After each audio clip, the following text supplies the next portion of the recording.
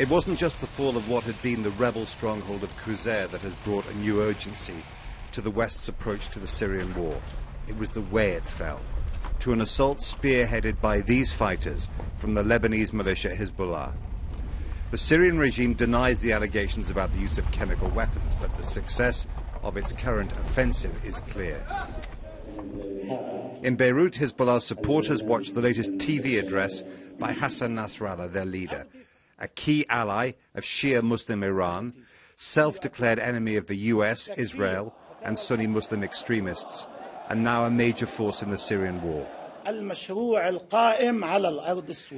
he said, would keep fighting in Syria to protect what he called its backbone, the Assad regime. The strategic ramifications are very big and huge, you know. It gave the regime this momentum, and it gave the regime this psychological,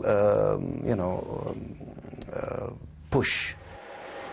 That's why the Americans want to change the game to end the era of homemade weapons for the rebels they judge it's safe to support.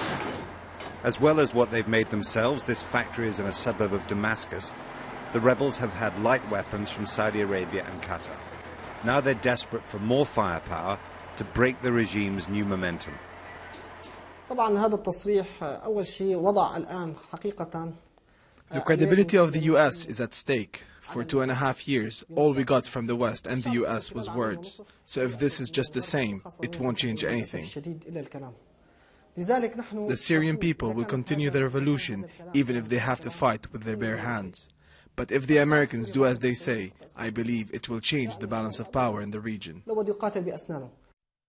The Americans believe they can keep their weapons away from these rebels, the Nusra Front, allies of al-Qaeda, and also the most effective rebel fighters in Syria. Instead, the US wants to build up the West's allies in the Free Syria Army. Here in Beirut and across the border in Syria, supporters of the rebels fear the West is still not ready to help them overthrow the Assad regime. It looks peaceful enough here, but the war in Syria is spreading danger right across the region. And there seem to be some inconsistencies in the West's own political strategy. Britain says that the threat of arming the rebels could be enough to persuade the Assad regime to negotiate a transition of power. But it's hard to see how that would be enough to persuade the president to sacrifice himself and his regime at a time when his forces right now are doing well on the battlefield, backed by Iran, Russia and Hezbollah. Jeremy Bowen, BBC News, Beirut.